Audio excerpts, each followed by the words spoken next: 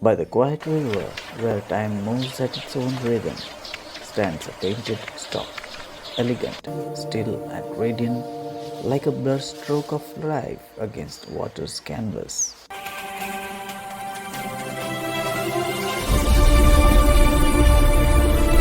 With its amber beak and rose tinted wings, it waits, patient and poised, watching the ripples for a sign of movement below.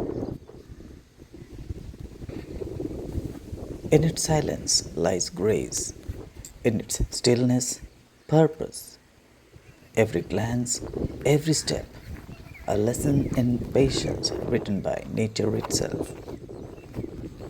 And then, with effortless majesty, it takes to the air, gliding across the river to another rock, another moment of calm.